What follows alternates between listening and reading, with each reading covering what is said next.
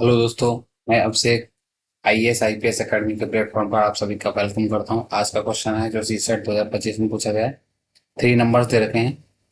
Three numbers they रखे हैं, उनका एवरेज कितना देता है के। और थ्री नंबर्स क्या क्या दे रखे हैं, पी क्यू आर। तो देखो एवरेज क्या फॉर्मूला होता है। एवरेज इज इक्वल टू, मैं लिख भी देता हूँ साथ में। Average is equal to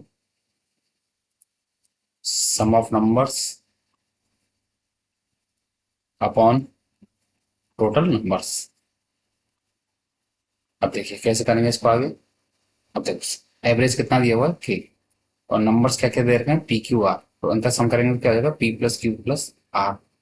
total number कितने, वन टू थ्री, तो क्या लिख देंगे थ्री। तो यहाँ से देखो क्रॉस मल्टीप्लाई करते हैं, क्या हो जाएगा P plus Q plus R equal to three K.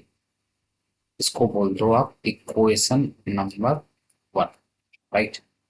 अब देखो आगे कंडीशन क्या लिखी हुई, P is much more than the average age Q is less than the average.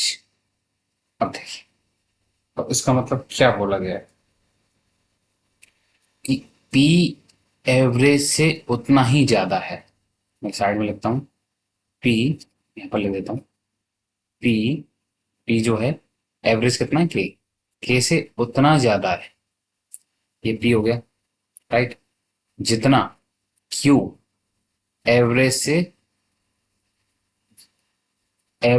उतना ही कम है। जितना पी ज्यादा है एवरेज से उतना ही क्यू एवरेज से कम है। ये क्या है एवरेज। ये क्या हो गया एवरेज। और ये क्या हो गया हमारा एवरेज। तो देखो पी क्या है एवरेज से उतना ही ज्यादा है। मतलब एक्स एक्स मान लिया हमने कोई नंबर, एक्स ज्यादा है। तो क्यू क्या है उतना ही कम है, मतलब उतना ही कम मतलब एक्स ही कम है। एवरेज से एक्स ही कम है क्यू। इसका मतलब ये बोला गया है। अब देखिए अब हमारे सामने एक इक्वेशन लिखी हुई है, हमें पी पता चल गया क्यू पता चल गया। यहाँ से पी और क्यू पता चल गए, तो पी और क्यू की वैल्यू इसमें पुट करते हैं। पी और क्यू की वैल्यू पुट करते हैं तब क्या कहानी निकल के आती है देखते हैं। देखिए पी की वैल्यू कितनी है के प्लस एक्स, क्यू की वैल्यू कितनी है K minus X plus R is equal to three K. Right.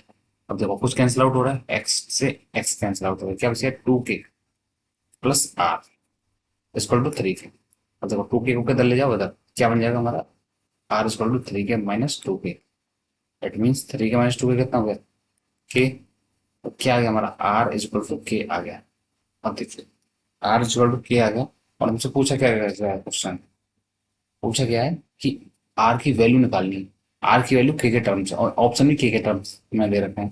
तो आंसर देखो क्या है हमारा आर इक्वल टू के। तो यही क्या हो जाएगा हमारा आंसर हो जाएगा। आर की वैल्यू फाइंड आउट करने के लिए बोला गया है और के टर्म में ही बोला गया है। तो देखो ऑप्शन भी के टर्म में दे रखे हैं, तो ये आर इक्वल टू के लिखा हुआ है, तो ये ऑप्शन नहीं हो सकता, ये भी नहीं हो सकता, ये भी नहीं हो सकता। आंसर क्या हो जाएगा ए ऑप्शन, ये वाला। ये नहीं होगा, ये नहीं होगा, ये नहीं होगा।